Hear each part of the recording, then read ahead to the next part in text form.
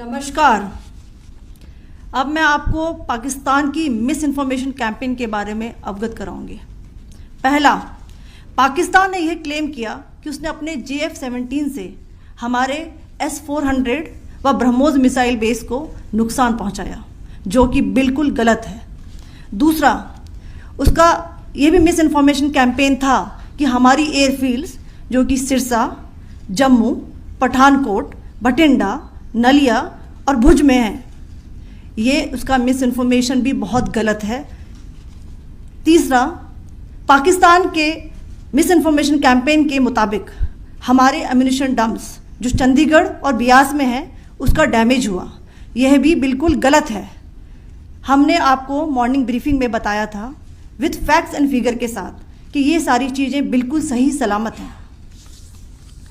अब मैं आपको बताना चाहती हूँ कि पाकिस्तान के एक प्रेस कॉन्फ्रेंस में ये बात की गई थी कि उनके सीनियर मिलिट्री ऑफिसर्स जो कि पूरी तरह से ये भ्रामक हैं और तथ्यों से दूर हैं कि पाकिस्तान की ओर से ये झूठा आरोप भी लगाया जा रहा है कि भारतीय सेना ने मस्जिदों को नुकसान पहुंचाया।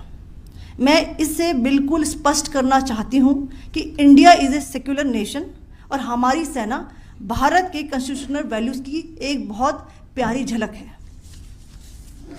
इंडियन आर्म फोर्सेस ने पाकिस्तान को बहुत भारी नुकसान पहुंचाया, उनके मिलिट्री इंफ्रास्ट्रक्चर्स को, चाहे वो लैंड एसेट्स हों या फिर उनके एयर एसेट्स। यही नहीं, इंडियन आर्म फोर्सेस ने पाकिस्तान की एयरफील्ड्स स्कर्दू, जकोबाबाद, सरगोदा और बुलारी को बहुत नुकसान पहुंचाया।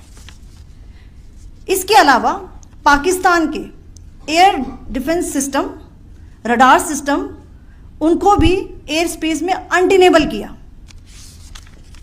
यह भी बताना चाहती हूँ कि लाइन ऑफ कंट्रोल के पास पाकिस्तान के command and control logistic installations और उनके मिलिट्री इंफ्रास्ट्रक्चर्स, मिलिट्री पर्सनल्स का इतना भारी नुकसान हुआ कि पाकिस्तान की ऑफेंसिव व डिफेंसिव कैपेबिलिटी को नष्ट कर दिया गया।